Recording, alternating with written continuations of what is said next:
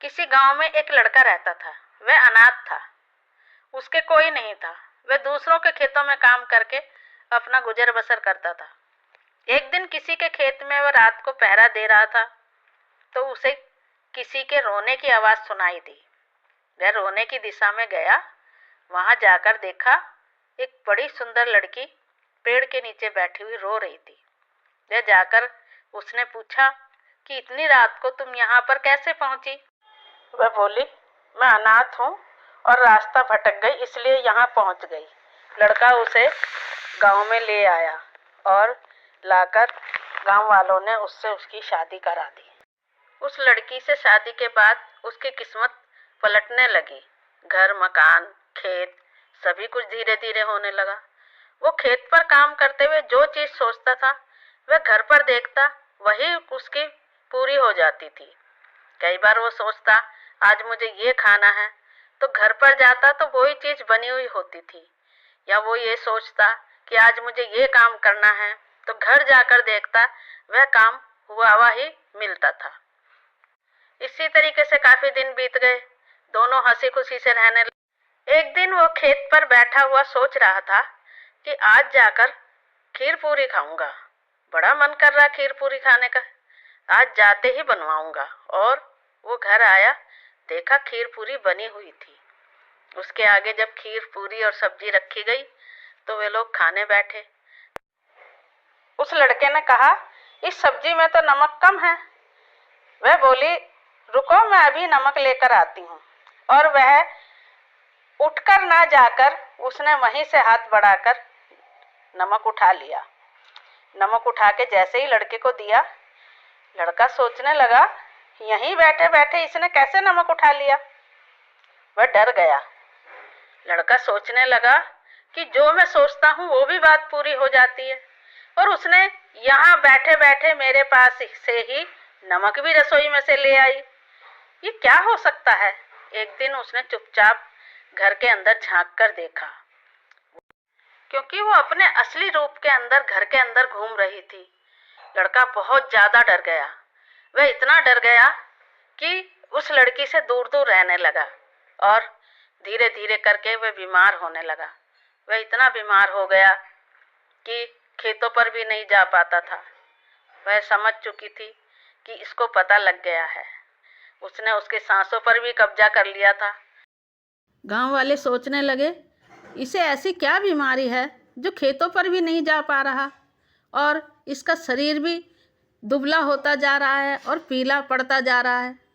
ये क्या हो सकता है? एक दिन उन्होंने घर के अंदर चोरी से झांक कर देखा तो उन्हें समझ आया कि असली बात क्या है, क्योंकि वह अपने असली रूप के अंदर ही उस लड़के के सामने घूम रही थी। और वह लोग भी डर गए। वह आपस में बात करने लगे कि अब इस औरत से कैसे छुटकारा पाया जाए और इस लड़के को भी कैसे छुटकारा दिलाया जाए। यह लड़का तो इस तरीके से मर जाएगा, उठ भी नहीं पा रहा बिस्तर पे से। वे आपस में सलाह कर रहे थे कि इतने में उन्हें पता लगा कि पड़ोस के गांव में भी कुछ ऐसा ही हुआ था और वह चुड़ैल उस लड़के का खून पी के उसे मार चुकी थी। शायद इस लड़के को भी मार दें।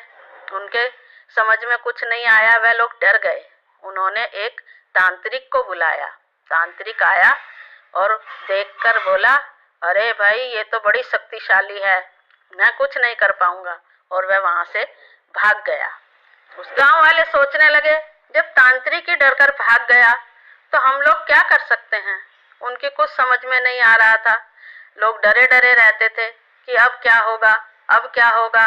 उनको लगता था कि अब इस लड़के के बाद शायद किसी और लड़के का नंबर हो। एक दिन कहीं से कोई अघोरी आया। अघोरी को उन्होंने सारी बात बताई। अघोरी ने देखकर कहा, यह बड़ी शक्तिशाली है और तुम्हें एक बात ये देखनी होगी कि यह कब घर से बाहर निकलती है, क्योंकि यह अपनी सारी शक्ति घर के अंदर रख के बाहर जाती है और उस वक्त एक साधारण स्त्री होती है और हम उसी वक्त इस पर कब्जा कर सकते हैं। उसने गांव वालों को समझाया कि यह जरूर रात या दिन के अंदर एक बार बाहर निकलती होगी। यह देखो कि ये कब निकलती है क्योंकि उस वक्त ये अपनी सारी शक्तियाँ घर के अंदर रख कर जाती है, और हम जब ही कुछ कर पाएंगे जब ये बाहर जाएगी। हम ऐसा करेंगे, घर के अंदर आग लगा देंगे जिससे सारी शक्ति जलकर भस्म हो जाएगी। और उन्होंने ऐसा ही किया।